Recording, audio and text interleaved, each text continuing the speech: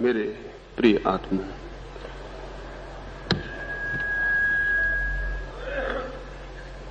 एक प्रदर्शनी में बहुत भीड़ भाड़ थी।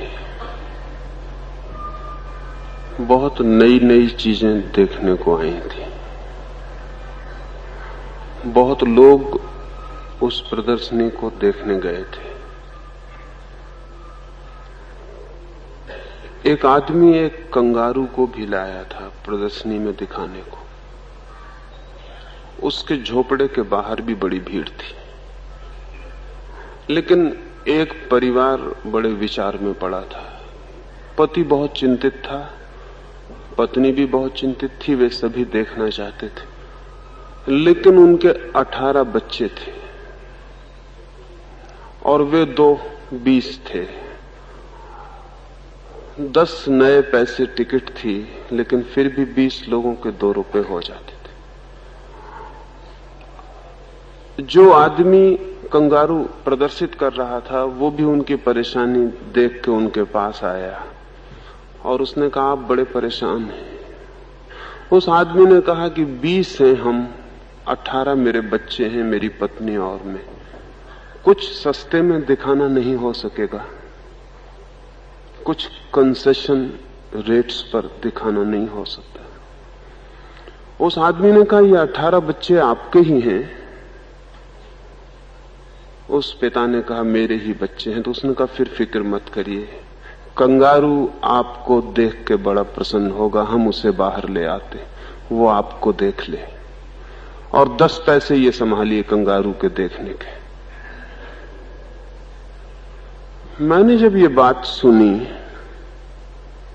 तो मैं सोचने लगा, जानवर भी अब आदमी को देखने को बहुत उत्सुक होंगे।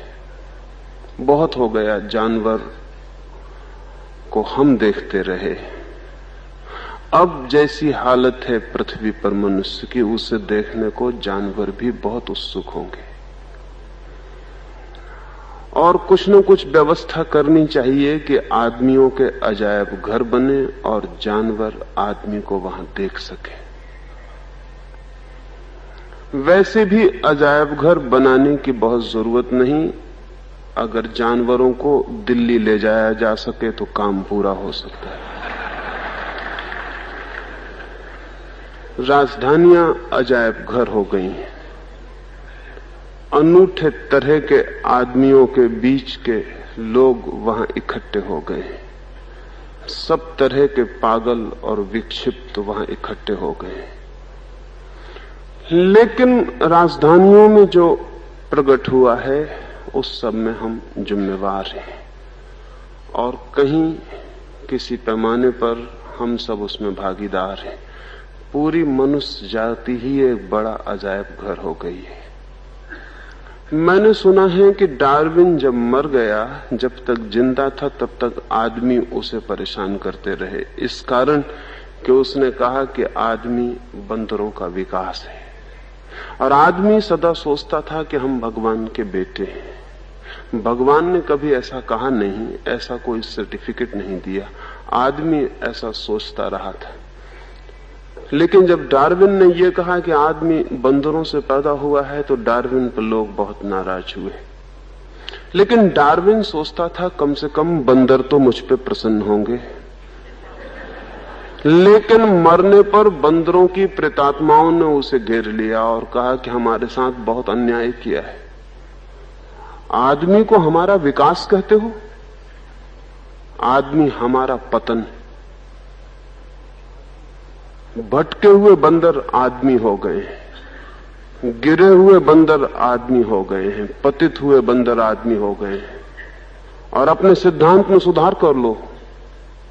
डार्विन ने कहा, कहना तो मैं भी यही चाहता था, लेकिन विकास बताया तभी आदमियों ने मुझे इतना परेशान किया। अगर बंदरों का पतन बताता तब तो बहुत मुसीबत हो जाती। लेकिन मजाक जाने दें, आदमी की समस्या बहुत गंभीर है। और सबसे बड़ी समस्या यही है कि हमने समाज बनाने की कोशिश की थी, लेकिन समाज नहीं बना, अजायब घर बन गया है। मैं एक अजायब घर से गुजरता था, तब मुझे ये ख्याल आया जंगल में भी जानवरों को देखा है, उनकी मुक्ति, उनका आनंद, उनकी प्रफुल्लता,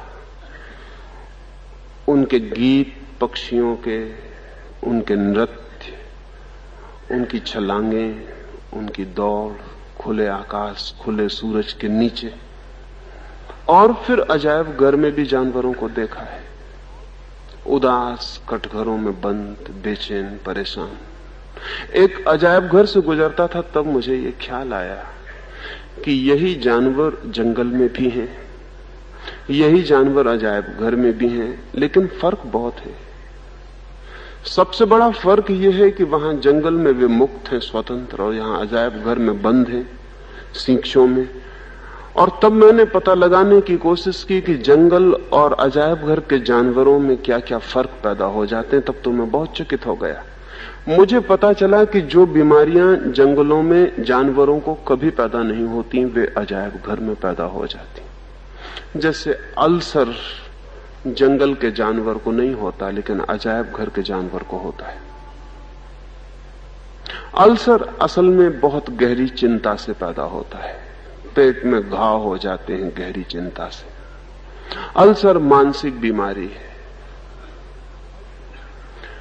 आदमी को जो जो बीमारियां होती हैं वे अजायब घर के जानवरों को होती हैं, जंगल के जानवरों को नहीं।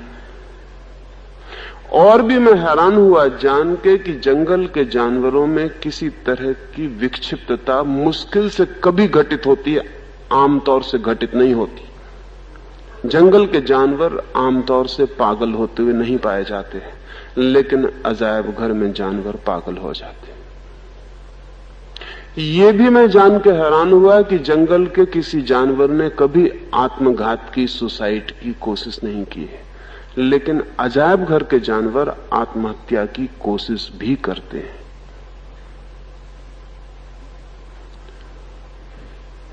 तब मैं सोचने लगा कि आदमी ये सब काम करता है जो अजायब घर के जानवर करते हैं।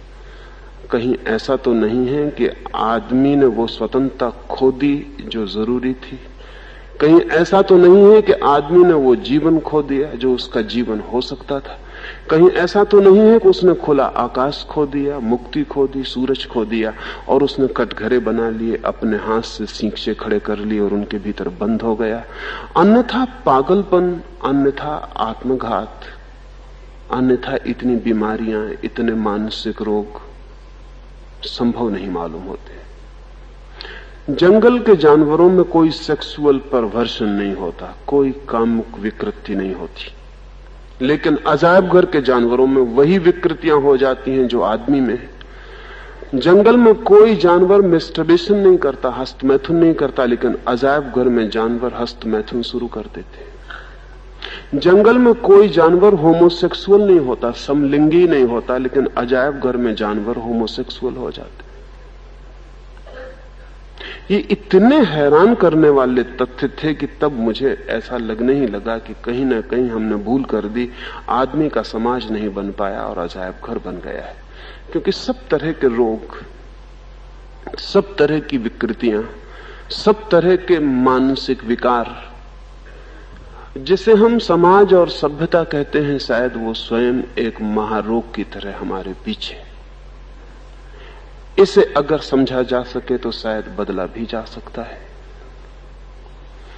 समझने की दिशा में दो तीन काम सोचने, दो तीन बातें सोचनी जरूरी हैं। पहली बात तो ये सोचनी जरूरी है कि वो कौन से सींचे हैं जिन्होंने आदमी की स्वतंत्रता छीन ली है। दिखाई तो नहीं पड़ते। रास्ते पर मैं चलता हूं तो मेरे चारों तरफ कोई सींचे नहीं है, आप बैठे हैं, आपके चारों तरफ कोई सींचे नहीं है।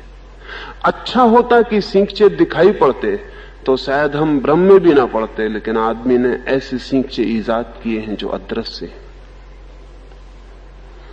और उन सींचों के भीतर हम बंद होते चले गए हैं। अब जैसे राष्ट्र एक कारागृह है जो अदृश्य है। अगर मैं हिंदुस्तान की सीमा पार करना चाहूं तो मुझे सरकारी आज्ञा की जरूरत है, मैं सीमा को पार नहीं कर सकता। अगर मैं पाकिस्तान में प्रवेश करना चाहूं तो मुझे पाकिस्तान की सरकार की आज्ञा की जरूरत है। सीमा पर एक कटघरा खड़ा है जिसके आर पार कोई जा नहीं सकता।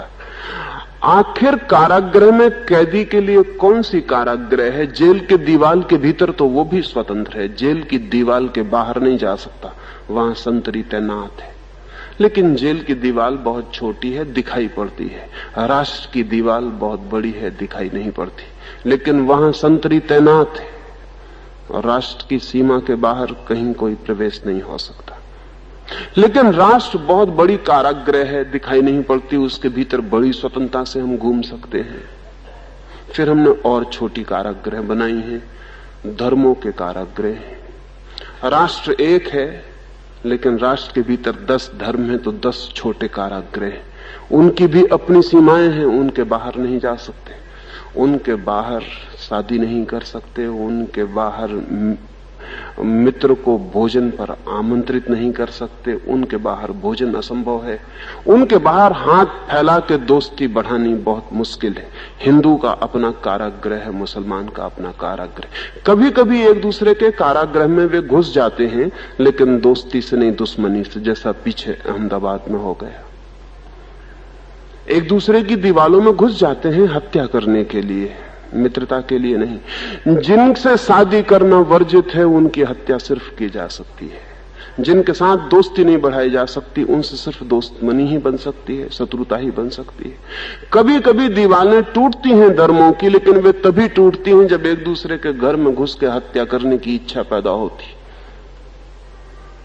फिर हिंदू मुसलमान के कारागृह हैं, जैन बौद्ध के कारागृह हैं, लेकिन उतने से भी काम नहीं चलता, वो भी बड़े कारागृह हैं। तो फिर हम और छोटे कारागृह हैं, तो जैनों के दिगंबर और श्वेतांबर के कारागृह, उतने से भी काम नहीं चलता। तो श्वेतांबर के भीतर भी तेरापंथी और स्थानकवासी के कारागृह हैं, उतने से भी काम नहीं चलता और हम तोड़ते चले जाते हैं। और अगर हम गौर से देखें तो सीमाओं के भीतर सीमाएं, कारागृह के भीतर कारागृह। जैसे कभी जादूगर का डब्बा देखा हो, उसके भीतर डब्बे और उसके भीतर डब्बे और उसके भीतर डब्बे, और डब्बों का कोई अंत ही नहीं आता और घबराहट होनी शुरू हो जाती है। ऐसा आदमी 1000 तरह के कारागृह में बंद है। अगर वो अजायब घर का जानवर न हो जाए तो और क्या हो सकता है। अगर मनुष्य को समाज बनाना हो, अजायब घर नहीं, विक्षिप्त, पागल, रुग्ण, बीमार लोगों का समूह नहीं, बल्कि जीवित, प्रेम से भरे हुए, करुणा से पूर्ण लोगों का समाज बनाना हो, तो हमें सब तरह के कारागृह तोड़ देने की तैयारी दिखानी जरूरी है।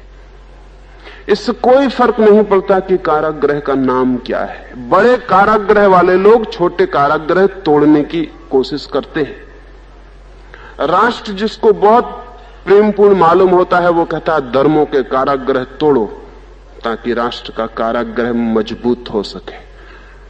जिसे राष्ट्र बड़ा कीमती मालूम पड़ता है, वो कहता है प्रदेशों के कारागृह तोड़ो, ताकि राष्ट्र का कारागृह मजबूत हो सके। लेकिन अब तक दुनिया में बहुत कम लोग हैं जो कारागृह मात्र को तोड़ देने के लिए आतुर हैं, जो ये नहीं कहते कि छोटे कारागृह को बड़े कारागृह के लिए तोड़ो। जब तक हम इस भाषा में सोचेंगे, तब तक कारागृह कभी भी नहीं टूटने वाले। तब तक आदमी कैद के बाहर नहीं हो सकता, सींचों के बाहर नहीं हो सकता। एक बारगी मनुष्य को समझना होगा कि हम सींचों में नहीं रहना चाहते, चाहे सींचों का नाम हिंदू हो और चाहे सींचों का नाम जैन हो और चाहे सींचों का नाम ब्राह्मण हो, शूद्र हो, और चाहे सींचों का नाम हिंदुस्तान हो, चीन हो, पाकिस्तान हो। हम सींचों के भीतर नहीं रहना चाहते। सब तरह के सींचे खतरनाक हैं और आदमी को पागल किए दे रहे हैं। क्यों? आखिर सींचे आदमी को पागल क्यों कर देते हैं? एक लिविंग स्पेस की जरूरत है हर आदमी को। जिंदा रहने के लिए एक विस्तार की जरूरत है। विस्तार जितना ज्यादा होगा, जीवन उतना मुक्त होगा। विस्तार जितना कम होगा, जीवन उतना सिकुड़ जाएगा। विस्तार जितना बड़ा होगा, उतनी ही आत्मा फैलेगी। विस्तार जितना छोटा होगा, आत्मा उतनी सिकुड़ जाएगी। एक बड़े मकान में रहने का मजा और एक छोटी कोठरी में रहने का फर्क यही है। एक छोटी कोठरी में हम भी सिकुड़ जाते हैं, एक बड़े मकान में हम भी फैल जाते हैं। जितना विस्तार होगा मनुष्य के जीवन की, जितनी विस्तृत आधारशिला होगी, उतना आदमी की आत्मा विकसित होती है। लेकिन हम खंड खंड में तोड़ते हैं। छोटे छोटे खंड तोड़ के भी मन भरता नहीं तो और छोटे खंडों में तोड़ते हैं, और खंडों में तोड़ते तोड़ते आखिर में एक एक आदमी ही खंड रह जाता है। एक एक आदमी एक एक छोटा टुकड़ा रह जाता है। चारों तरफ सीमाएं आ जाती हैं और सब तरफ से बंद आदमी भीतर बेचैन और परेशान हो जाता है। इसके दोहरे परिणाम होते हैं। पहला परिणाम तो यह होता है कि उसकी आत्मा कभी फैल नहीं पाती, और जब आत्मा न फैल पाए तो पागल होना शुरू हो जाता है, विक्षिप्तता आनी शुरू हो जाती है। और दूसरा परिणाम यह होता है कि आत्मा को फैलाने के झूठे रास्ते खोजने पड़ते हैं। जब जिंदगी सब तरफ से बंधी हो तो आत्मा को फैलाने के लिए ऐसे रास्ते खोजने पड़ते हैं जो अपने आप में गलत है। जैसे आज सारी दुनिया में कॉन्शसनेस, चेतना को विस्तीर्ण करने के लिए ड्रग्स का उपयोग हो रहा है, एलएसडी का, मेस्कलिन का। क्या आपको पता है कि आदमी इतना ज्यादा सिकुड़ गया है कि अब उसे बेहोश होकर ही वो अनुभव कर पाता है कि मैं फैला हुआ हूं। एलएसडी को वो कॉन्शसनेस एक्सपेंडिंग ड्रग कहते हैं। वो कहते हैं कि एलएसडी को लेने से आदमी की चेतना विस्तीर्ण हो जाती, थोड़ी देर को, 6 घंटे को, 10 घंटे को उसकी सब सीमाएं टूट जाती हैं, वो सारे जगत के साथ एक हो जाता है। चांद उसे अपने से एक मालूम पड़ता है, फूल अपने भीतर खिलते हुए मालूम होते हैं, सूरज दूर नहीं मालूम पड़ता, निकट आ जाता है, और दुनिया की सब सीमाएं गिर जाती हैं।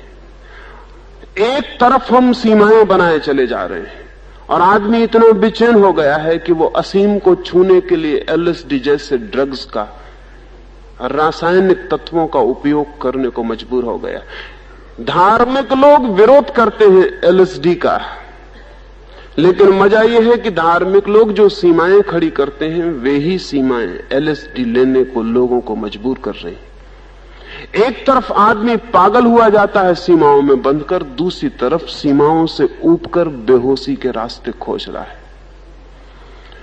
पूरी मनुष्य जाति का इतिहास अगर हम इस भांति देखें तो हम हैरान होंगे कि सारी मनुष्य जाति के लंबे इतिहास में हमने शराब, नशे, गांजे और अफीम और मेस्कली और सोम रस से लेके एलएसडी तक आदमी की चेतना विस्तीर्ण हो, फैल सके, सीमाएं टूट सके, इसके लिए नशे का उपयोग किया है।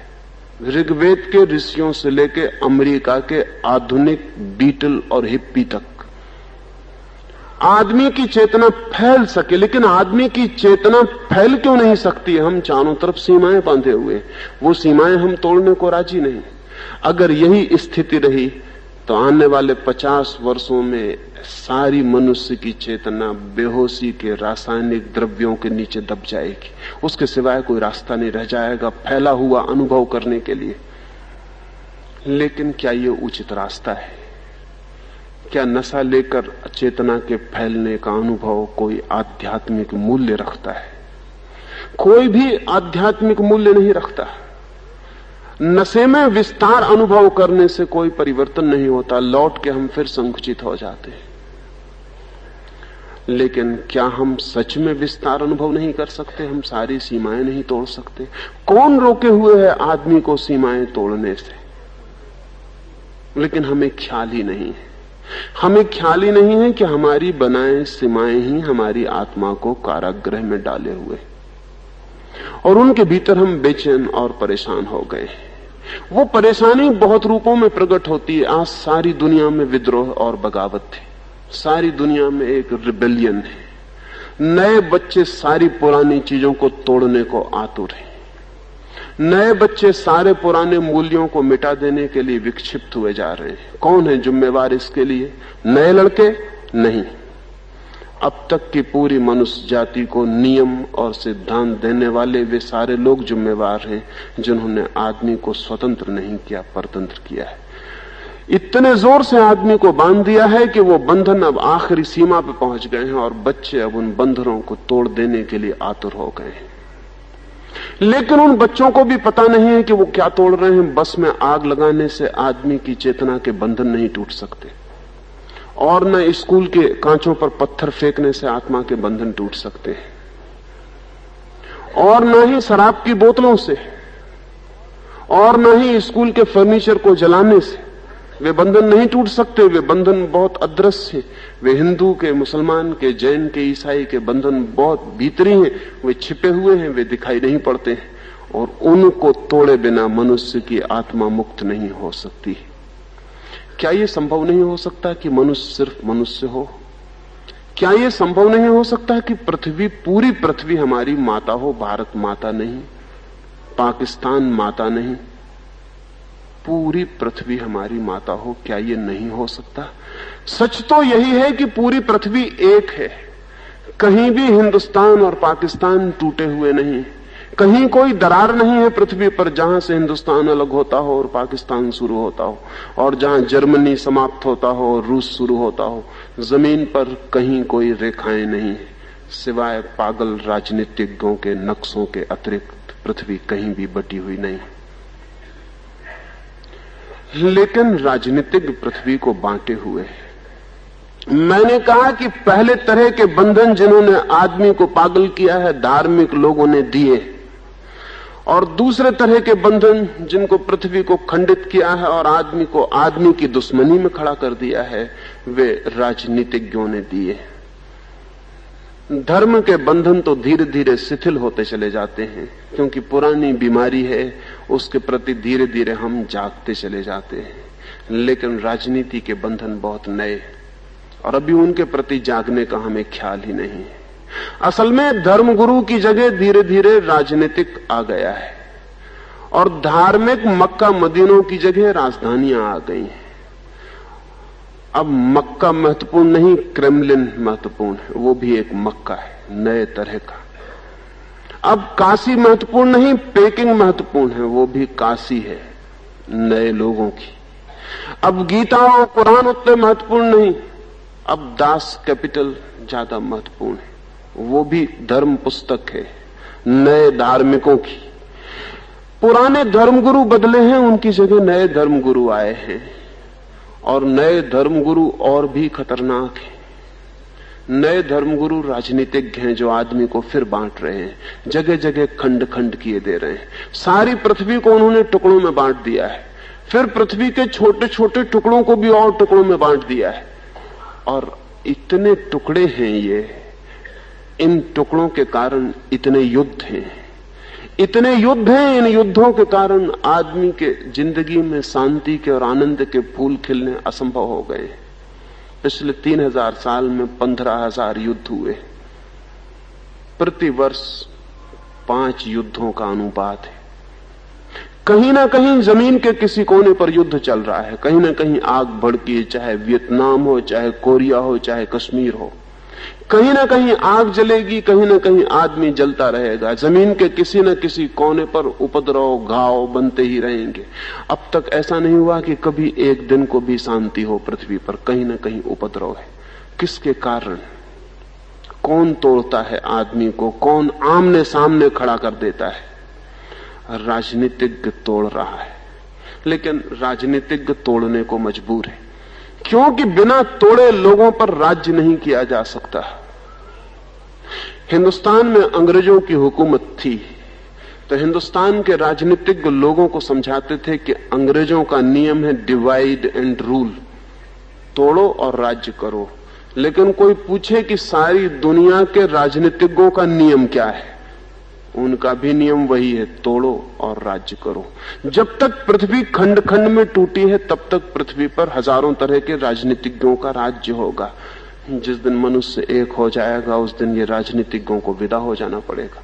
मनुष्यों की एकता राजनीतिज्ञों की आत्महत्या सिद्ध होगी, इसलिए राजनीतिज्ञ मनुष्यों को एक ना होने देगा। हिटलर ने अपनी आत्मकथा में लिखा है कि अगर तुम्हारे देश के दुश्मन ना हो तो झूठे दुश्मन पैदा करो, क्योंकि जब तक तुम दुश्मन पैदा नहीं करते तब तक तुम महान नेता नहीं बन सकते हो। महान नेता बनने के लिए युद्ध की भूमिका जरूरी है। अगर सच्चे दुश्मन मिल जाएं तो बहुत ठीक, अन्यथा झूठे दुश्मन पैदा करो।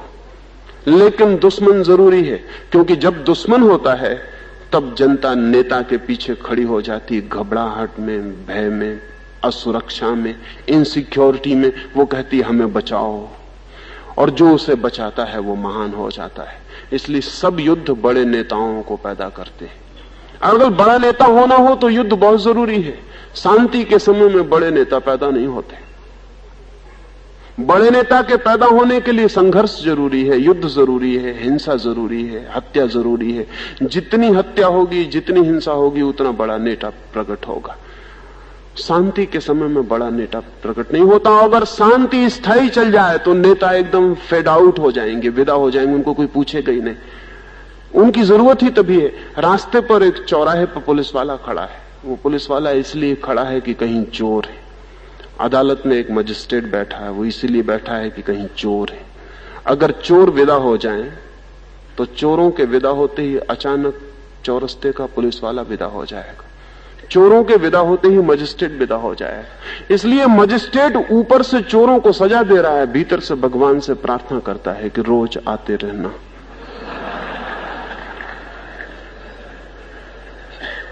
स्वाभाविक उसका धंधा तो चोरों पर है, उसकी जिंदगी चोरों पर है। राजनीतिज्ञ ऊपर से कहता है शांति चाहिए और कबूतर उड़ाता है, शांति के कबूतर, लेकिन भीतर से युद्ध की कामना करता है।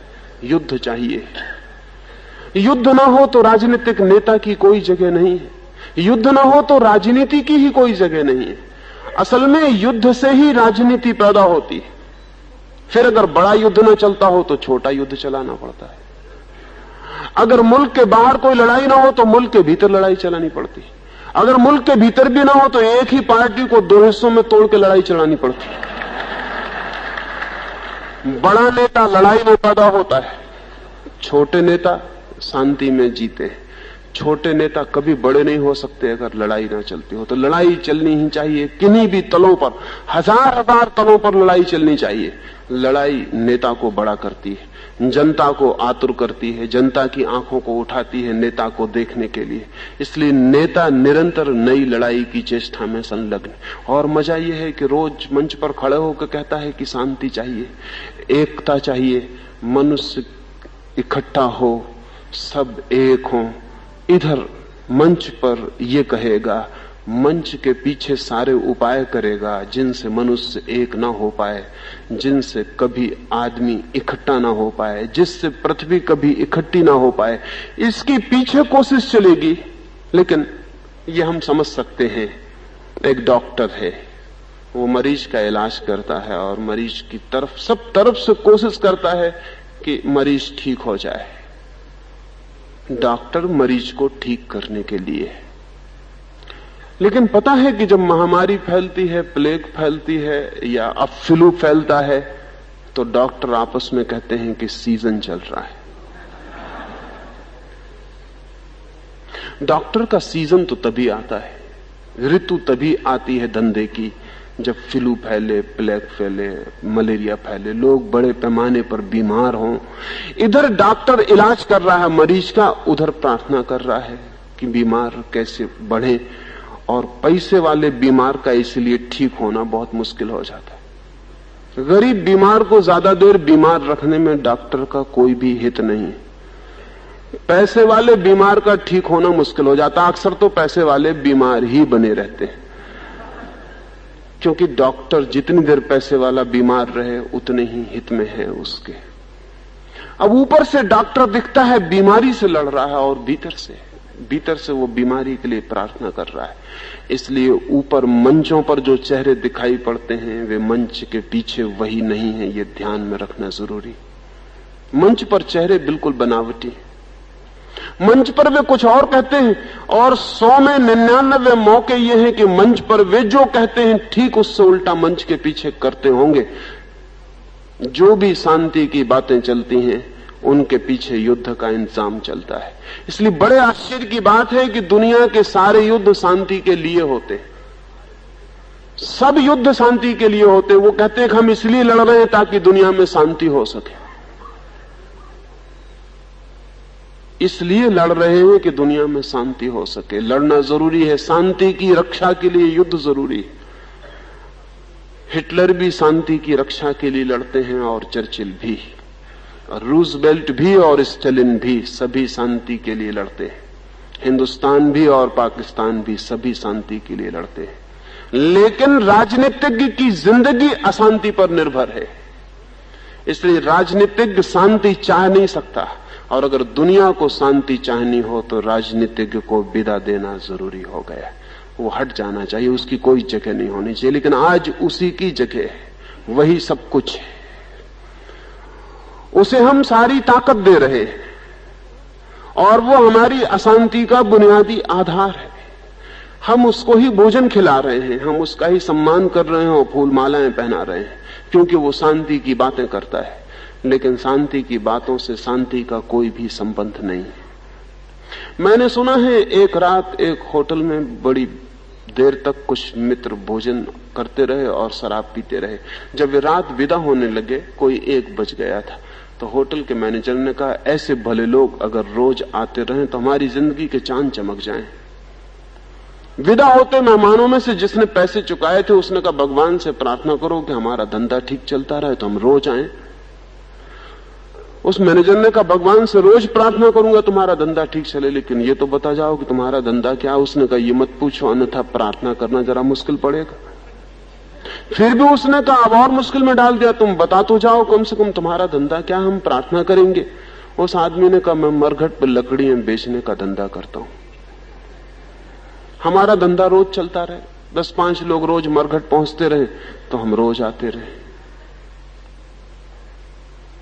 किसी का धंधा मरघट पे लकड़ी बेचने का भी है, वो आपकी प्रतीक्षा कर रहा है, वो मेरी प्रतीक्षा कर रहा है।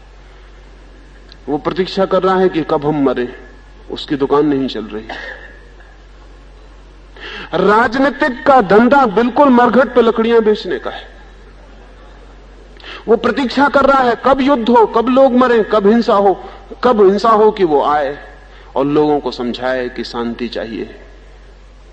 इधर वो युद्ध भी करवाएगा, दंगे भी करवाएगा, उधर दंगे को मिटाने के लिए अमन कमेटी, शांति कमेटी भी बनवाएगा। वही आदमी संघर्ष करवाएगा, वही आदमी शांति के लिए आके व्यवस्था भी करेगा। ये दोहरे चेहरे हम कब पहचान पाएंगे? अगर हम नहीं पहचान पाएंगे तो आदमी की हालत रोज बुरी से बुरी होती चली जा रही है। इस बात को समझ लेना बहुत जरूरी है कि जो मुल्ला, जो पंडित झगड़े करवाता है वही फिर अमन कमेटी का मेंबर होता है, फिर वही मस्जिद में और मंदिरों में प्रार्थनाएं करता है। वो प्रार्थनाएं करता है कि सब में शांति होनी चाहिए। और कोई पूछे कि आदमी में अशांति कौन करवा रहा है? मंदिर और मस्जिद के अलावा कौन अशांति करवा रहा है? मंदिर और मस्जिद अशांति करवाएंगे। मंदिर का पुजारी समझाएगा कि गौ माता है, इसलिए गौ की अगर पूंछ कट जाएगी तो दंगे हो जाएंगे। और फिर मंदिर का पुजारी समझाएगा कि शांति रखो, अधार्मिक आदमी हो गए हो, धार्मिक आदमी सदा शांत रहता है। मस्जिद का आदमी समझाएगा कि ये मोहम्मद साहब का बाल है, ये बाल भी बड़ा कीमती है, ये बाल भी हजरत बाल है, ये कोई साधारण बाल नहीं। ये बाल अगर चोरी चला जाएगा तो सैकड़ों लोगों की हत्या हो सकती, लेकिन ये बाल बचाना पड़ेगा। और जब दंगे फसाद हो जाएंगे, आग लग जाएंगी और लाशें बिछ जाएंगी, तो वही मौलवी समझाएगा कि मोहम्मद का तो संदेश है शांति, सब शांति से रहो। इस्लाम का तो मतलब ही शांति, सबको शांति से रहना चाहिए। ये दोहरे चेहरे हम कब पहचानेंगे? राजनीतिक युद्ध करवाएगा और शांति की बातें करता रहेगा। अगर हम ये दोहरे चेहरे नहीं पहचानते, अगर ये डबल रोल हमारे ख्याल में नहीं आता, तो आदमी का समाज कभी भी समाज नहीं बनेगा, ये अजायब घर ही बना रहेगा। लेकिन ये चेहरे पहचाने जा सकते, इन चेहरों के भीतर खोजबीन की जा सकती। आखिर राजनीतिक इतना युद्ध में क्यों उत्सुक है? सभी महत्वाकांक्षी युद्ध में उत्सुक होते हैं, क्योंकि महत्वाकांक्षा गहरे में युद्ध की जन्मभूमि है। एम्बिशस सारे लोग जिनकी महत्वाकांक्षा है युद्ध के आकांक्षी होंगे, क्योंकि शांति में महत्वाकांक्षा के पौधे को बढ़ने का कोई उपाय नहीं, वह अशांति में ही बढ़ता है। अशांति उसके लिए खाद का काम करती है। और राजनीतिक महत्वाकांक्षी अंतिम सीमा का है, एम्बिशस पार एक्सीलेंस, उसके आगे फिर और कोई महत्वाकांक्षा नहीं। वो महत्वाकांक्षा से मरा जा रहा है, उसे कुछ होना है, उसे somebody होना है, उसे कुछ होके दिखाना है। और इस कुछ होने के लिए वो न मालूम कितने जाल रचेगा, सिद्धांत के, आइडियोलॉजी के, और गरीबों के, समाजवाद के, हित के, मंगल के, लोक कल्याण के, सारी बातें करेगा। और पीछे सिर्फ एक बात है, वो दूसरा चेहरा पहचान लेना जरूरी है, अन्यथा बड़ी मुश्किल है। वो दूसरा चेहरा यह है कि उसे कुछ होना है। वो समाजवाद के सीढ़ियों से कुछ हो, कि साम्यवाद की सीढ़ियों से कुछ हो, कि वो गांधीवाद की सीढ़ियों से कुछ हो, ये सवाल दूसरा है। ये सीढ़ियां बेमानी है, उसे कुछ होना है, उसे समबडी होने की मंजिल तक पहुंचना है। और एक दफा वो मंजिल पर पहुंच जाए तो वो सब सीढ़ियां पीछे गिरा देता है, क्योंकि फिर उन्हीं सीढ़ियों से दूसरे लोग भी आ सकते हैं। एक दफा उसे पहुंच जाने तो फिर पहला काम वो उन सीढ़ियों को गिराने का करता है जिनसे वो पहुंचा था। स्टालिन साम्यवाद के नाम पर शक्ति में पहुंचा, फिर उसने सीढ़ियां गिरानी शुरू की। कहा तो ये जाता है कि लेनिन को ही उसने जहर दे के मारा, पक्का नहीं कहा जा सकता, क्योंकि स्टालिन जैसे लोग जब जहर देते हैं तो पता लगाना बहुत मुश्किल बात है। लेकिन लेनिन के अंतिम वक्तव्य और पत्र ये कहते हैं कि जरूर कुछ गड़बड़ हुई। लेनिन को अचानक मार डाला गया है, धीरे धीरे जहर दिया गया है। लेनिन जिसकी सीढ़ियों से स्टालिन चढ़ा, उसे गिरा देना पड़ा। ट्रॉट्स्की को रूस छोड़ के भाग जाना पड़ा। ट्रॉट्स्की दूसरी सीढ़ी जिससे क्रांति ऊपर गई, और मेक्सिको में स्टालिन के आदमी ने हथौड़ा मार के उसकी खोपड़ी तोड़ दी, उसकी हत्या कर दी। रूस में उसका कुत्ता छूट गया था ट्रॉट्स्की का, तो स्टालिन के लोगों ने उसके कुत्तों को भी गोली से बीन के और सड़कों पर घसीटा, क्योंकि कुत्ते को भी तो इस ट्रॉट्स्की का कुत्ता उसको भी नहीं बचने देना चाहिए। कुत्ते पे भी तो कोई चढ़ सकता है, सीढ़ी बन सकता है। ट्रॉट्स्की का कुत्ता, गांधी जी की खड़ाऊ सीढ़ी बन सकती, तो ट्रॉट्स्की का कुत्ता क्यों सीढ़ी नहीं बन सकता? चढ़ने के लिए कोई भी चीज काम दे सकती है। उसको भी गोली भून डाला। स्टालिन ने फिर करीब अंदाजन 60 लाख से लेकर 1 करोड़ लोगों की हत्या की रूस में। 1 करोड़ पूंजीपति रूस में कहां? दुनिया के किसी मुल्क में नहीं। तो 1 करोड़ कौन से लोग मारे? इसमें मजदूर भी हैं, इसमें गरीब भी हैं। अब बड़े मजे की बात है, जिन गरीबों के लिए क्रांति हुई उन्हें गरीबों को गोली से भून दिया गया। फिर सीढ़ियां तोड़ देनी पड़ी, फिर सब सीढ़ियां तोड़ देनी पड़ी। स्टालिन ने एक एक आदमी का सफाया किया, एक एक सीढ़ी का पहिया तोड़ा, तोड़ता चला गया। स्टालिन के मरने के बाद खुर्शियोव एक सभा में बोल रहा था, तो सभा में उसने कहा कि स्टालिन ने इतनी इतनी हत्याएं की, इस तरह से समाजवाद को नुकसान पहुंचाया। एक आदमी ने खड़े होकर कहा कि आप भी तो स्टालिन के साथ जिंदगी भर थे, आपने पहले क्यों नहीं कहा? तो खुर्शियोव ने कहा कि महाशय जरा खड़े हो जाइए, ठीक से मैं चेहरा देख लूं, आपका नाम क्या है? वो आदमी खड़ा नहीं हुआ, फिर दोबारा बोला भी नहीं उस भीड़ में। खुर्शियोव ने कहा आप चुप क्यों हो गए? जिस वजह से आप चुप है उसी वजह से मैं भी चुप रहा, क्योंकि ये चेहरा अगर दिखाई पड़ जाए तो कल फिर बिल्कुल दिखाई नहीं पड़ेगा। इसलिए मुझे भी चुप रहना पड़ा, क्योंकि एक दफा बोलता तो हमेशा के लिए। जब लेनिन और ट्रॉट्स्की न बचते हो तो बेचारे खुर्शियोव के बचने की क्या उम्मीद थी? चुप रह के बच सकता है। सारी दुनिया में ऐसा चलता है, सीढ़ियां तोड़नी पड़ती हैं, जिन सीढ़ियों से आदमी चढ़ता है। लेकिन ये चढ़ने वाले लोगों की आकांक्षा सिर्फ कुछ होने की है, इससे कोई फर्क नहीं पड़ता है वो कौन सी सीढ़ियों का उपयोग करते हैं। वे हमेशा उन सीढ़ियों का उपयोग करते हैं जिनकी पॉपुलर अपील है, जिन बातों के लिए लोकप्रियता है। गरीब के कंधे पर बहुत लोग चढ़ते हैं, क्योंकि गरीब के मन में बड़ी पीड़ा है। और कोई भी कहे कि हम तुम्हारे लिए खड़े हैं, लेकिन आज तक इस पृथ्वी पर गरीब के लिए कोई भी खड़ा हुआ नहीं। और गरीब ही अपने लिए जब तक खड़ा नहीं होता, तब तक कोई गरीब के लिए खड़ा नहीं हो सकता है। तब तक उसे शोषण के नए जाल मिलेंगे।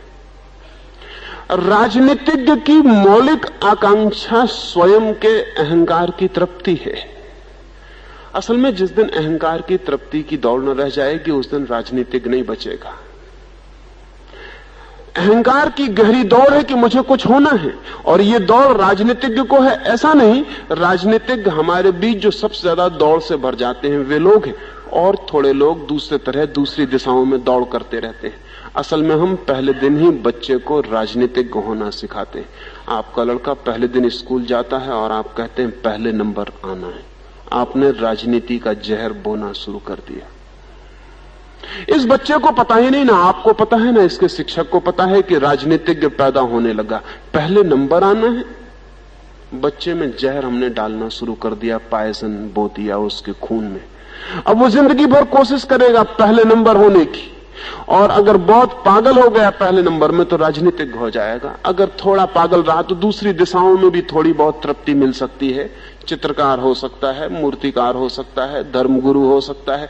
लेकिन अगर दौड़ जोर से पकड़ी और चरम हो गई तो राजनीतिक के सिवाय और कुछ होने का उपाय नहीं। प्रत्येक व्यक्ति को नंबर 1 होना है। हम यहां इतने लोग बैठे हैं, अगर हम सारे लोगों को एक गोल घेरा बना दिया जाए और कहा जाए ये रहा राष्ट्रपति का सिंहासन और सबको इस पे पहुंच जाना है, तो ये हाल अभी पागल हो जाए। अभी हम सब दौड़ने लगे, और उस एक जगह पर जो पहुंच जाए उसका भी टिकना मुश्किल है, क्योंकि बाकी सारे लोग धक्के दे रहे हैं उसको हटाने के। जो नहीं पहुंच पाया वो अपनी जगह नहीं टिक सकता, क्योंकि उसे पहुंचना है। जो पहुंच गया वो भी नहीं टिक सकता, क्योंकि दूसरों को उसे हटाना है। और ये हाल अगर पागल हो जाए तो आश्चर्य है। आदमी की जिंदगी अजायब घर में खड़ी हो गई, क्योंकि हम सब नंबर 1 होने की पागल दौड़ में लगे हुए। वो धन की दौड़ हो, यश की दौड़ हो, पद की दौड़ हो, इससे कोई फर्क नहीं पड़ता। जब तक हम आदमी को नंबर 1 होने की दौड़ से मुक्त नहीं करते हैं तब तक आदमी स्वस्थ नहीं हो सकता है। इसलिए दूसरी बात आपसे कहना चाहता हूं, सीमाएं टूटनी चाहिए सब भांति की, और मनुष्य की महत्वाकांक्षा के आमूल आधार गिरा दिए जाने चाहिए। महत्वाकांक्षा है तो नए रूपों में प्रकट होती रहेगी। महत्वाकांक्षा बहुत अजीब है। महत्वाकांक्षा ये कहती है कि मुझे कुछ होना है, जबकि मजे की बात यह है जो मैं हूं वो मैं हूं। होने का सवाल नहीं है, होने की बात ही गलत है। मैं जो हूं वो हूं, और हर आदमी अलग अलग है, और जिंदगी बड़ी अनूठी है। यहां एक एक आदमी अद्वितीय है, बेजोड़ है। मैं हूं, आप है। और कौन कहता है कि मुझे आप होना है और आपको मुझे होना है? अगर ऐसी बात पैदा होगी तो हम पागल हो जाएंगे। दुनिया में 2 आदमियों के अंगूठे के निशान एक से नहीं है, तो 2 आदमियों की आत्माएं कैसी एक सी हो सकती? दुनिया में 2 आदमियों के हाथ की रेखाएं समान नहीं है, तो 2 आदमियों की जिंदगी एक सी कैसे हो सकती है? एक एक आदमी बेजोड़ है।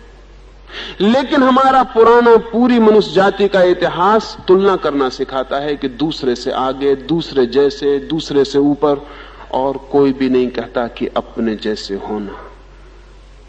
जब तक हम बच्चों को यह ना सिखा सकेंगे कि प्रत्येक अपने जैसा हो, कभी दूसरे जैसे होने की दौड़ में ना पड़े, तब तक राजनीति से छुटकारा नहीं हो सकता। लेकिन हम किसी बच्चे को स्वीकार नहीं करते जैसा वो है। हम स्वीकार ही नहीं करते। हम तो कहते हैं उसे किसी और जैसे होना है। हम बच्चे को कहते हैं राम बनो, बुद्ध बनो, कृष्ण बनो, गांधी बनो, रविंद्र बनो, विवेकानंद बनो, कोई बनो, लेकिन भूल के खुद मत बनना। बस इतना भर छोड़ देना, और कोई भी बनो। अब बड़े मजे की बात है, उस बच्चे ने क्या कसूर किया है कि विवेकानंद बने? और विवेकानंद किस जैसे बने थे कोई पूछे? विवेकानंद अपने जैसे बने। और इस बच्चे की कौन सी भूल है कि विवेकानंद जैसा बने? विवेकानंद राम जैसे नहीं बने, और न कृष्ण जैसे बने, और न बुद्ध जैसे बने। और बुद्ध किसी राम की फिक्र नहीं किए और किसी कृष्ण की फिक्र नहीं किए, वो अपने जैसे बने। इस पृथ्वी पर जो थोड़े से नाम हमें सुरभित और सुगंधित मालूम पड़ते हैं, वे लोग हैं जो अपने जैसे बने। और बाकी सारी मनुष्यता सौरभ खो देती है, सुगंध खो देती, क्योंकि दूसरे जैसे बनने की दौड़ में पड़ जाती। दूसरे जैसे बनने की दौड़, दूसरे के पद पर होने की दौड़, दूसरे के मकान जैसा मकान, दूसरे के कपड़े जैसे कपड़े, दूसरे के पद जैसा पद, इसमें छोटे से चपरासी से लेकर राष्ट्रपति तक सब संलग्न है।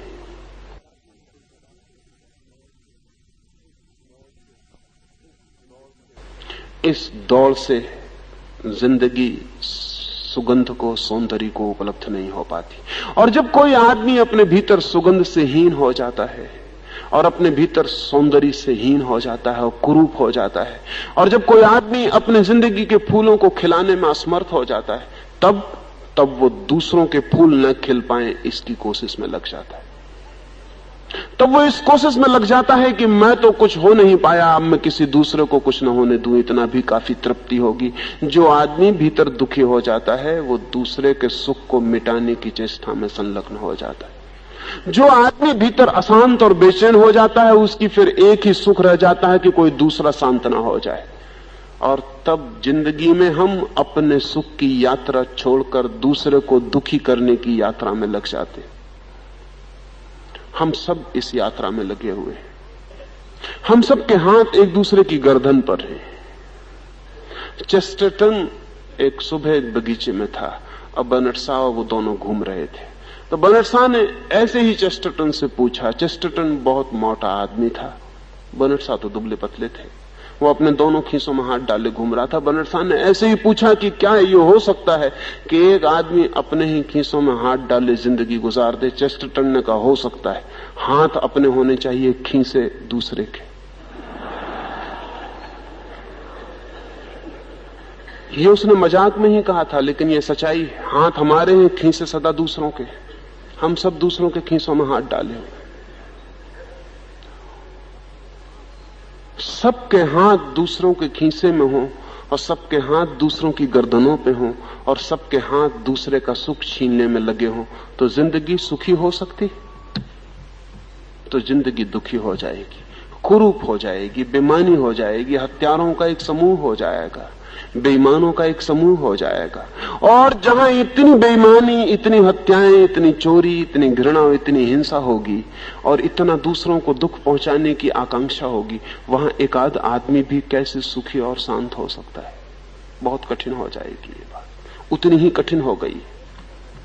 और इसलिए जैसे जैसे सभ्यता बढ़ती है, सभ्यता यानी दूसरों के खीसों में हाथ बढ़ते हैं, दूसरों की गर्दन पर हमारी उंगलियां कसती चली जाती हैं, जैसे जैसे सभ्यता बढ़ती है वैसे वैसे आदमी पागल होता चला जाता है। ये संभव है, कठिन नहीं, कि 1000-2000 वर्ष में ऐसा न हो कि अभी हमको पागलों को कारागृह में बंद करके रखना पड़ता है, फिर अच्छे आदमियों को बंद करके रखना पड़े, क्योंकि पागल इतने ज्यादा हो जाएं कि उनके लिए कारागृह बनाना मुश्किल हो, और अच्छे आदमी इतने कम रह जाएं कि उनको बचाने का सवाल हो जाए। ये हो सकता है, ये बहुत कठिन नहीं है, क्योंकि धीरे धीरे बात बिगड़ती ही चली जाती है। लेकिन हम पागलपन को अच्छे अच्छे नाम देते हैं, हम महत्वाकांक्षा पर अच्छे अच्छे लेबल लगाते हैं, दोहरा काम हो जाता है, फिर भूल हो जाती है। हम पागलपन को अच्छा नाम देते हैं। अगर मैं आपको छुरा मार दूं तो मैं पागल हूं, लेकिन अगर मैं कहूं कि मैं हिंदू हूं और आप मुसलमान हैं, फिर मैं पागल नहीं हूं। ये बड़े मजे की बात है। मैं एक बच्चे को आग में जला दूं तो मैं पागल हूं, लेकिन अगर बच्चा हिंदू है और मैं मुसलमान हूं तो फिर मैं पागल नहीं हूं। क्या फर्क पड़ेगा बच्चे के आग में जलने से कि वो हिंदू है या मुसलमान है? बच्चा आग पर जलेगा हर हालत में, और बच्चे के प्राणों में वही पीड़ा होगी, मुसलमान होने से कम ना होगी, हिंदू होने से ज्यादा ना होगी। बच्चा बच्चा है, और बूढ़ों के पाप के लिए उसको फल दिया जा रहा है। उस बच्चे को जलने में वही पीड़ा होनी है, और इस जगत में वही कुरूप घटना घट रही। जो बच्चे को जला रहा है वो पत्थर हुआ जा रहा है भीतर, वो हिंदू हो या मुसलमान, इससे कोई फर्क नहीं पड़ता। लेकिन अगर मैं सीधा सीधा बच्चे को जला दूं तो मैं पागल समझा जाऊंगा, हत्यारा। लेकिन अगर मैं मुसलमान के बच्चे को जलाऊं तो मेरा जुलूस भी निकाला जा सकता है कि आदमी बहुत धार्मिक है। हम पागलपनों को नाम देते हैं। मेरे पड़ोस में एक आदमी रहते हैं, वो नल पे पानी भरते हैं, तो अगर कोई स्त्री निकल जाए तो वो फिर से बर्तन को धोते हैं, कोई स्त्री दिख जाए फिर से बर्तन को धोते हैं। कभी कभी 100 दफे भी ऐसा करना पड़ता है, क्योंकि सड़क है, किसी स्त्री पर रोक तो लगाई नहीं जा सकती, और गरीब आदमी है वो, तो घर में कोई नल नहीं है, चौरस्ते के नल पे पानी भरना पड़ता है। लेकिन स्त्री दिख जाए तो उनका घड़ा जो है अपवित्र हो जाता है, तो वो उसको धो डालते हैं। लेकिन मोहल्ले के लोग उनको धार्मिक आदमी कहते हैं कि वो बहुत धार्मिक आदमी, कई लोग उनके पैर भी छूते हैं। मैंने एक दिन पूछा कि इनका इतना आदर किस लिए? उन्होंने कहा आपको पता नहीं, ये बहुत धार्मिक आदमी। अगर स्त्री निकल जाती तो ये घड़े को फिर से धोते। अब ये आदमी पागल होता है, इसको पागल खाने में रखना चाहिए, इसका इलाज होना चाहिए, लेकिन ये आदमी धार्मिक हो गया क्योंकि 10 पागल मिल गए हैं जो कह रहे हैं कि ये बहुत अद्भुत घटना है, ये घड़े को धोना, ये रिचुअल पागल का है। घर में एक आदमी माला फेर रहा है तो हम कहते हैं धार्मिक आदमी है, लेकिन सोचें अगर माला फेरना धार्मिक ना होता हमारे ख्याल में, और अचानक घर में एक आदमी गुरियों पर ऐसा हाथ फेरने लगता आंख बंद करके, तो हम डॉक्टर को खबर करते इस आदमी को क्या हो गया है, इसको क्या हो गया है, ये आंख बंद करके गुरिये सरका रहा है। लेकिन हम नहीं कहेंगे ये डॉक्टर को बुला के, क्योंकि हमने ये मान लिया, इस पर हमने एक लेबल लगाया है जो धार्मिकता का है। तिब्बत में उन्होंने एक प्रेयर व्हील बनाया हुआ है, वो और होशियार लोग, उन्होंने एक चरखे जैसा एक चाक बना लिया, उसमें 108 आरे लगा दिए और प्रत्येक पे मंत्र लिख दिया। 108 गुरिये हम फेरते, उन्होंने 108 स्पोक वाला व्हील बना लिया, उसको प्रेयर व्हील, प्रार्थना चक्र। वो उसको घुमा देते हैं, धक्का मार दिया, वो प्रेयर व्हील 10-5 चक्कर लगा लेता है, उतने मंत्रों का उनको लाभ मिल जाता है। अब तो बिजली पहुंच गई होगी, अब तो उनको प्लग लगा देना चाहिए, वो दिन भर चक्कर लगाता रहेगा। वो धार्मिक आदमी है, जितने चक्कर लग गए उतने गुना 108 उनको मंत्र का लाभ मिल गया। यह आदमी कभी भी समझदारी होगी तो इसका हमें इलाज करना पड़ेगा, ये क्या कर रहा है, ये कर क्या रहा है। लेकिन जब हम लेबल लगा देते हैं तो पागलपन पहचानना मुश्किल हो जाता है। पूरब के मुल्कों में इसलिए पागलों की संख्या कम है पश्चिम के मुल्कों की बजाय, और कोई कारण नहीं। कई तरह के पागलों पर यहां दूसरे लेबल लगे हैं, वहां सब तरह के पागल पर पागल का लेबल लग गया है। वहां संख्या ज्यादा मालूम पड़ती, यहां कम मालूम पड़ती। संख्या बराबर, संख्या में कोई फर्क नहीं,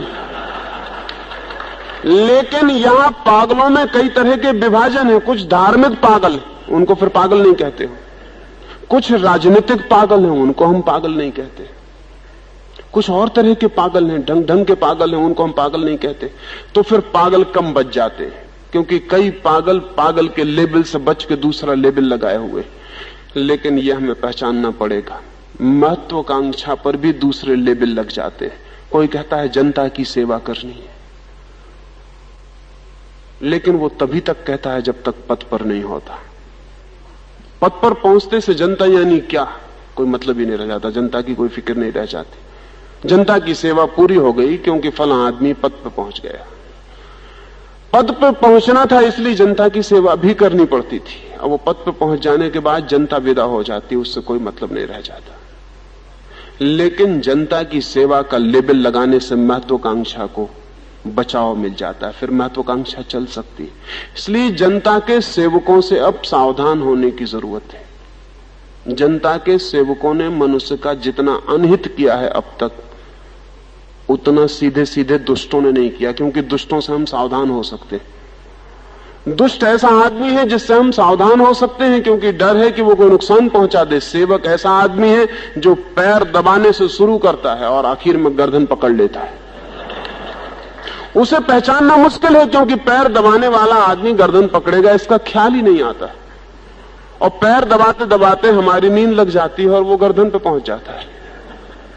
असल में पैर दबाना गर्दन को पकड़ने की सीढ़ी है, तरकीब है।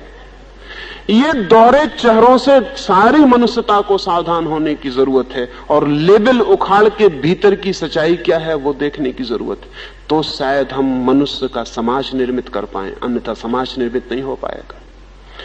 एक आध दो बातें इस संबंध में और समझ लेनी जैसी हैं। ये मनुष्यों में इतना रुग्ण चित्त कैसे है, क्यों है?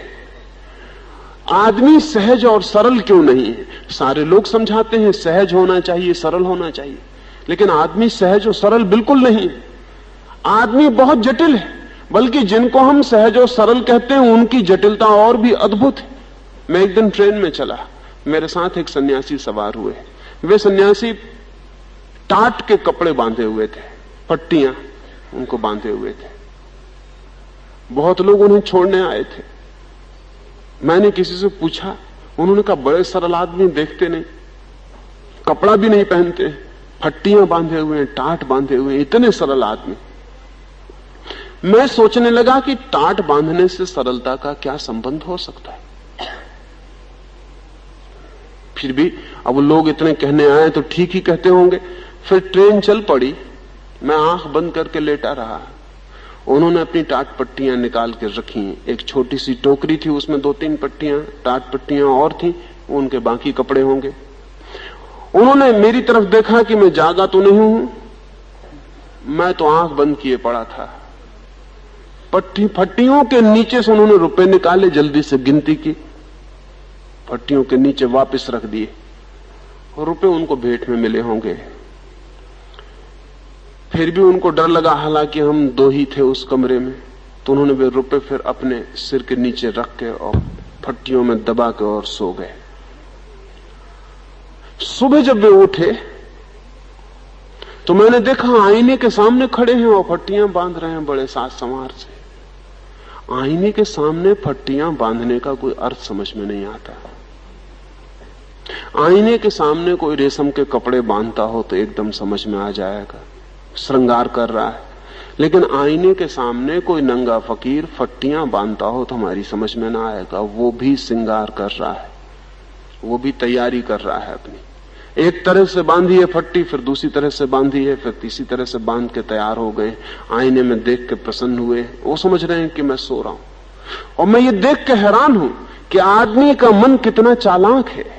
वो टाट फट्टियों से भी रेशम और मखमल का काम ले सकता है। श्रृंगार का भाव वही का वही है, उसमें कोई फर्क नहीं पड़ा है। एक स्त्री जैसे तैयार हो रही हो, ऐसे वो भी तैयार हो रहे हैं।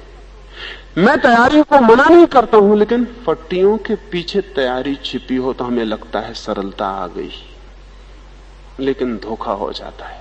सादगी के पीछे कठिनाई छिप जाती है तो धोखा हो जाता है। ऊपर से सादगी होती है, भीतर कठिन आदमी होता है। ऊपर सफेद कपड़े होते हैं, भीतर काला आदमी छिप जाता है तो धोखा हो जाता है। आदमी को सरल होना चाहिए, क्योंकि सरल हुए बिना आदमी आनंदित नहीं हो सकता। लेकिन सरल आदमी को किसने नहीं होने दिया है? क्या आदमी खादी के कपड़े पहन ले तो सरल हो जाएगा? फट्टियां पहन ले तो सरल हो जाएगा? नंगा खड़ा हो जाए तो सरल हो जाएगा? सरल होना इतना सरल नहीं। आदमी सिर्फ एक ही शर्त पर सरल हो सकता है, और वो सरलता आएगी आदमी अपने को स्वीकार कर ले, जैसा है वैसा स्वीकार कर ले। अगर उसे आईने में चेहरे को देख के आनंद आता है तो वो छुप के न देखे, वो कह दे कि मुझे आईने में चेहरे को देख के आनंद आता है, तो आदमी सरल हो जाएगा। अगर वो छुप के आईने को देखेगा तो सरल नहीं होगा, जटिल हो जाएगा। और अगर उसने कहा कि रेशम पहनना मुझे बिल्कुल पसंद नहीं, मुझे तो टाट फट्टियां पसंद हैं, और टाट फट्टियों को भी आईने में देखेगा तो वो टाट फट्टियों के साथ रेशम का व्यवहार करेगा, और भी जटिल हो जाएगा। आदमी जैसा है अपने को स्वीकार कर ले तो सरलता आ सकती। लेकिन पिछले मनुष्य जाति के इतिहास ने हमें सरल नहीं होने दिया, उसने हमें उल्टी बातें सिखाई। आदमी के मन में जो भी है उससे उल्टी बातें सिखाई हैं, तो आदमी जटिल हो गया है। जटिल होने से रुग्ण हो गया है, रुग्ण होने से विक्षिप्त हुआ चला जा रहा है। हर आदमी सुख चाहता है, लेकिन पुरानी संस्कृति कहती है दुख झेलना त्याग है। हर आदमी सुख चाहता है, और अगर कोई आदमी दुख झेलता होगा तो एक ही कारण से झेल सकता है कि उसे दुख में भी सुख आता हो, और कोई कारण नहीं हो सकता। कुछ ऐसे रुग्ण लोग हैं जिन्हें दुख में भी सुख आता है। कुछ ऐसे रुग्ण लोग हैं जिन्हें दुख में सुख आता है, वो बीमार हैं, क्योंकि दुख में जिसे सुख आता है वो स्वस्थ नहीं, उसका मन विकृत हो गया। लेकिन पुरानी सारी मनुष्यता की शिक्षा कहती है कि दुख में सुख लेना चाहिए। यह आदमी को जटिल और पागल करने के उपाय है। आदमी स्वस्थ नहीं हो सकेगा। आदमी सुख चाहता है। त्याग की बातें, तप की बातें, दुख को वर्ण करने की बातें आदमी को जटिल कर देंगी। ऊपर से दुख को वर्ण करेगा, पीछे से सुख के रास्ते खोजेगा, दोहरा चित्त हो जाएगा, पाखंड हिपोक्रेसी विकसित होगी, और कुछ भी नहीं हो सकता। आदमी को समझाया गया है भोजन करना लेकिन स्वाद मत लेना। अब आदमी को पागल करने के सब उपाय किए गए, भोजन करना लेकिन स्वाद मत लेना, अस्वाद से भोजन करना। अब आदमी स्वाद चाहता है, और सच तो यह है कि आदमी ही अकेला पृथ्वी पर एक ऐसा प्राणी है जो स्वाद का अनुभव कर पाता है। पशु पक्षी सिर्फ भोजन करते हैं। स्वाद मनुष्य की विशिष्टता है, स्वाद एक बड़ा विकास है। आदमी स्वाद चाहता है लेकिन सिखाया गया है स्वाद लेना मत। तब एक आदमी आंख बंद करके भोजन करता है और सब कोशिश करता है कि स्वाद न ले ले। नमक से बचता है, शक्कर से बचता है, घी से बचता है, इससे बचता है, उससे बचता है। सिर्फ बेस्वाद आता है, स्वाद से मुक्ति नहीं होती।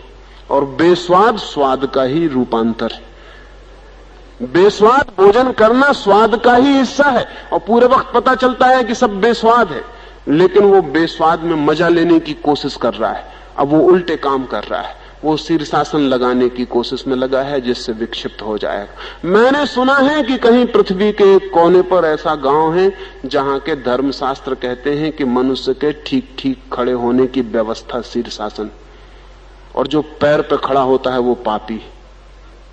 तो उस गांव में बच्चे पैदा करने से सिर के बल खड़े किए जाते हैं। इसका परिणाम ये तो नहीं होता कि बच्चे सिर के बल खड़े हो जाना सीख जाते हों। एक परिणाम जरूर होता है कि पैर के बल चलना नहीं सीख पाते। सिर के बल तो खड़े होना सीख ही नहीं पाते, लेकिन सिर के बल खड़े करने की चेष्टा में पैर में जो शक्ति आनी थी, पैर पे खड़े होने की जो प्रशिक्षण होना था, वो भी नहीं हो पाता। हां, कुछ बच्चे सिर के बल खड़े हो जाते हैं, और सिर के बल केवल वही बच्चे खड़े हो जाते हैं जो बच्चों में सबसे ज्यादा मंद बुद्धि के हैं।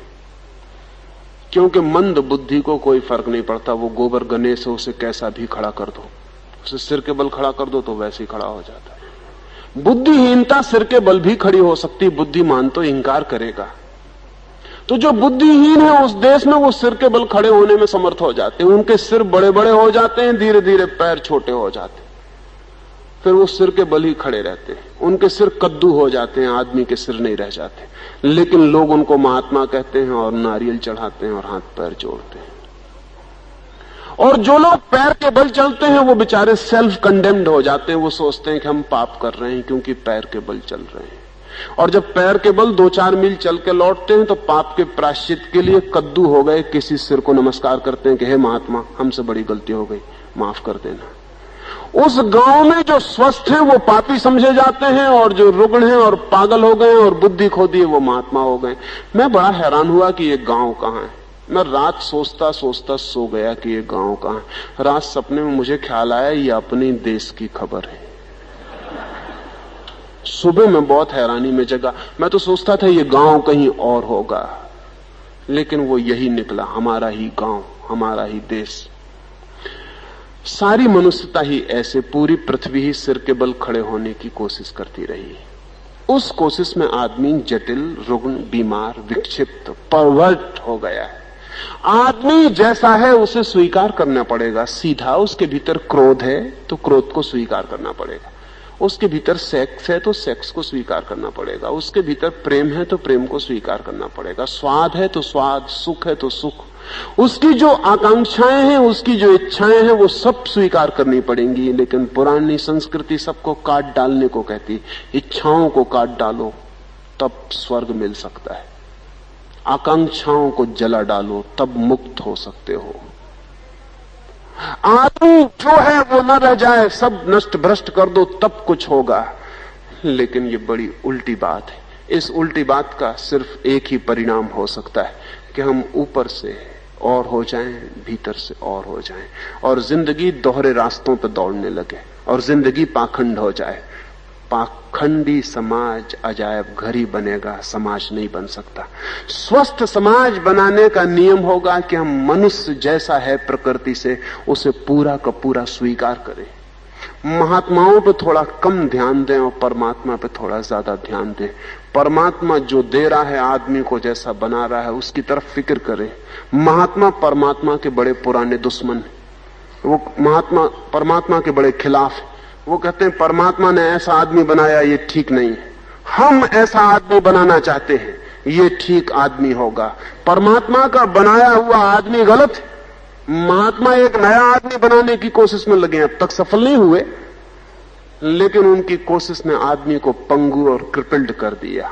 उनके प्रयास अब बंद हो जाने चाहिए। महात्माओं से छुटकारा चाहिए ताकि हम परमात्मा के निकट पहुंच सकें। ये बड़ी उल्टी बात मालूम पड़ेगी, क्योंकि हमें तो लगता है महात्मा परमात्मा की तरफ ले जाने वाले गुरु हैं। महात्मा कभी परमात्मा तक नहीं ले जा सकते, क्योंकि महात्मा परमात्मा ने जो भी निर्मित किया हो सबका विरोध कर रहे हैं। वो कहते हैं ये पृथ्वी असार, ये जीवन पाप, ये आदमी की इच्छाएं सब अंधकार, नरक। इस आदमी जैसा है ऐसा नहीं, एक आइडियल, एक आदर्श आदमी उन्होंने बनाया है जो कहीं भी नहीं है। वो उस आदर्श आदमी की शक्ल में सबको ढाल देना चाहते हैं। उनकी ढालने की कोशिश में एक एक आदमी मरा जा रहा है, सब तरफ से टूटा जा रहा है, लेकिन उनकी कोशिश जारी है और वो बड़े मजबूत रहे अब तक। लेकिन अब आगे उनकी मजबूती से छूटना पड़ेगा।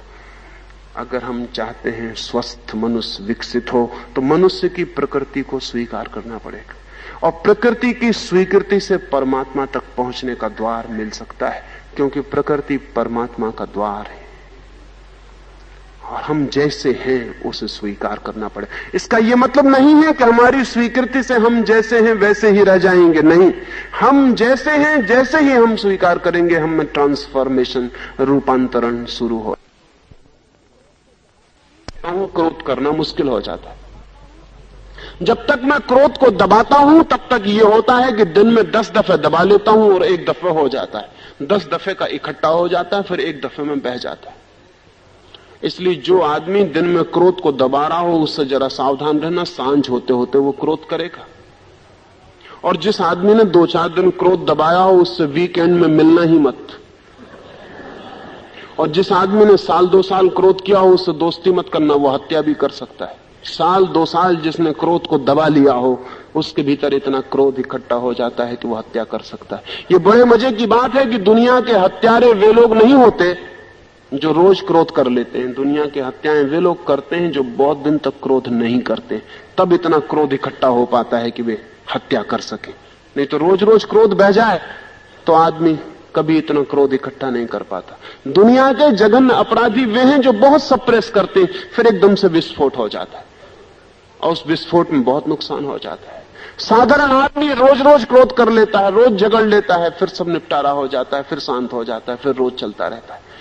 मैं ये कह रहा हूं कि जब हम क्रोध को पूरा स्वीकार कर लेते हैं और क्रोध को पूरा जानते हैं, पहचानते हैं, तो धीरे धीरे अचानक हम पाते हैं कि क्रोध करना असंभव हो गया। क्रोध इसीलिए संभव था कि हम सोचते थे कि क्रोध से दूसरे को चोट पहुंचती है, लेकिन जब हम क्रोध को पूरा जानते हैं तो पता चलता है क्रोध से तो अपने को ही चोट पहुंच जाती है, और अपने को चोट कोई भी नहीं पहुंचाना चाहता। आदमी स्वार्थी है, और अब तक हम समझा रहे हैं कि परार्थी हो जाओ। परार्थी कोई दुनिया में न होता है, न हो सकता है। जिनको हम बहुत बड़े परार्थी कहते हैं, बुद्ध और महावीर, उनसे परम स्वार्थी व्यक्ति खोजने मुश्किल। परम स्वार्थी इस अर्थों में कि जो भी उनके हित में था वही उन्होंने किया है, जो उनके हित में नहीं था उन्होंने कभी किया ही नहीं। अगर उन्होंने आपको गाली नहीं दी तो आप ये मत सोचना कि आप पे दया की और गाली नहीं दी। नहीं, वो जानते हैं कि गाली देने से अपने को ही चोट पहुंचती है, किसी दूसरे को नहीं। अगर उन्होंने क्रोध नहीं किया तो इसलिए नहीं कि क्रोध करने से किसी का नुकसान न हो जाए, उन्होंने क्रोध इसलिए नहीं किया कि वो जानते हैं क्रोध अपने हाथ से अपने पैरों को काटना है। अगर वे चोरी करने नहीं गए तो इसलिए नहीं कि आपके धन की उनको बड़े बचाने की इच्छा है। वे चोरी करने इसलिए नहीं गए कि आपका तो सिर्फ धन खोएगा, उनकी आत्मा भी खो जाएगी। वे उसे खोने को राजी नहीं। आदमी को अगर सहज और सरल बनाना है तो उसे परिपूर्ण उसके स्वार्थ का बोध देना जरूरी, परार्थ का बिल्कुल बोध देने की जरूरत नहीं। एक एक आदमी को अपना स्वभाव, अपना स्वार्थ, अपनी प्रकृति, अपनी इच्छाओं का पूर्ण बोध हो तो आप अचानक पाएंगे वो आदमी धार्मिक होना शुरू हो गया।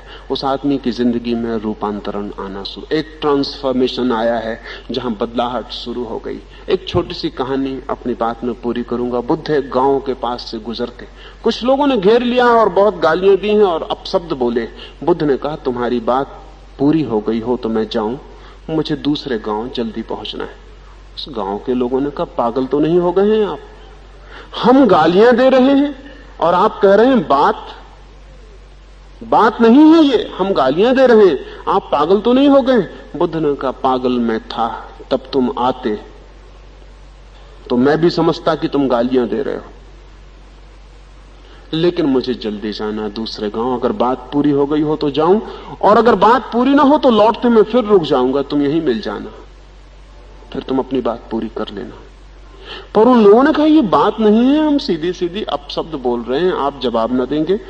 बुद्ध ने कहा, अगर जवाब चाहिए थे तो 10 साल पहले आना था, तब तुम गालियां देते तो मैं दुगने वजन की गाली देता, लेकिन अब बड़ी मुश्किल हो गई। उन्होंने कहा, मुश्किल क्या है, देना हो तो दीजिए ना, मुश्किल क्या है, आप गालियां दें। नहीं, उन्होंने कहा, तुम्हारे कारण मुश्किल नहीं है, मुश्किल अपने ही कारण हो गई।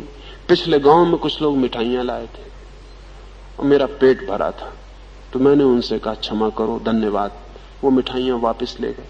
अब तुम गालियां लाए हो और मैं कहता हूं क्षमा करो, धन्यवाद, पेट भर गया, अब तुम क्या करो?